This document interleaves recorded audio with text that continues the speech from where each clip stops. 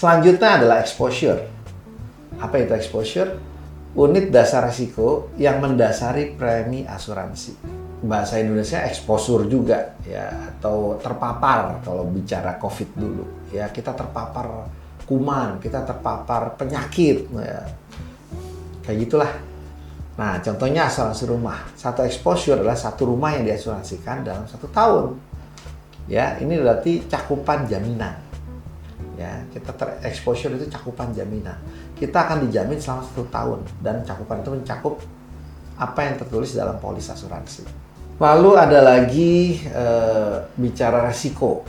Nah, ketika bicara resiko itu ada frekuensi. Frekuensi adalah ukuran sering tidaknya terjadinya klaim. Kalau frekuensinya tinggi berarti klaimnya sering banget. Frekuensinya jarang berarti jarang terjadi klaim. Lalu ada kerugian atau losses.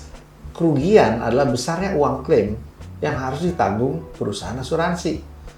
Ya, jadi kalau terjadi klaim ya perusahaan asuransi rugi. Jadi kalau terjadi kerugian ya atau losses ini ada uang klaim yang harus keluar. Makanya perusahaan asuransi jadi rugi kalau kayak gitu. Lalu yang ketiga adalah dampak atau severity. Ya, dampak adalah ukuran rata-rata nilai kerugian untuk setiap klaim. Kalau nilai kerugiannya besar, dampaknya tinggi. Nilai kerugian kecil, dampaknya rendah. Ya, itu yang namanya dampak. Lalu ada lagi premi murni atau biaya kerugian. Ya, pure premium. Ini adalah ukuran rata-rata kerugian untuk setiap exposure. Maksudnya apa? Misalkan, klaim dari orang A itu 500.000, klaim orang B 400, klaim orang C cuma 200, klaim orang D 1 juta. Semua dirata-ratakan. Oh, ternyata kerugiannya segini rata-ratanya. Cara ngitung rata-rata gimana? Totalin aja semua biaya klaim dibagi berapa kejadiannya. Misalkan totalnya semua ada 10 juta. Berapa kejadian klaimnya? 20 kali. Berarti 10 juta bagi 20 dapat 500.000. Maka premi murninya 500.000. Nanti orang asuransi akan jualnya begini. Dia hitung nih. Saya ambil contoh sedikit ya. Misalkan dari 100 motor, itu ada yang hilang. Berapa hilangnya? Kita bingung hitungnya. Oh, dicek. Ternyata 1 tahun itu laporan kehilangan motor dan kecelakaan motor yang rusak motornya segala macam. Itu dalam setahun ternyata ada dari 10 juta motor, ternyata ada 100.000 kecelakaan. Itu kalau dipersenkan 1%. Nah, nanti perusahaan asuransi akan jual misalkan 2 atau 3%. Kenapa alasannya? 1% buat premi murni, 1% buat biaya operasional, 1% lagi untuk biaya pemasaran, untuk agen dan penjualannya dia, serta keuntungan. Nah, dari situ. Nah, premi murni adalah real cost-nya. Biaya kerugian yang aslinya ya segitu. Ya, kalau kita jualan tuh namanya modal, barang modal kita. Kita jualan botol, lu beli botolnya berapa? Modal botol lu 1 juta. Jualnya berapa tuh botol dari logam emas keren buat anti panas segala macam. Ya, cari untung 200.000, 1,2 deh. Nah, premi murni modal awalnya dia. Cukup jelas ya. Selanjutnya adalah retensi ya atau retention. Retensi adalah batas maksimum uang pertanggungan yang bisa ditanggung oleh perusahaan asuransi atas resiko tertentu. Maksudnya apa sih?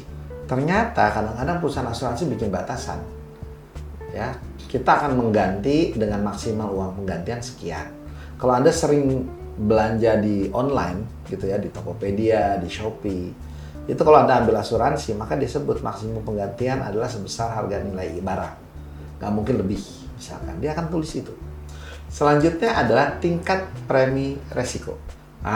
Tingkat premi resiko adalah besar premi yang dibutuhkan untuk menutupi biaya-biaya klaim atau rate premi. Orang biasa bisa sebutnya dengan rate premi.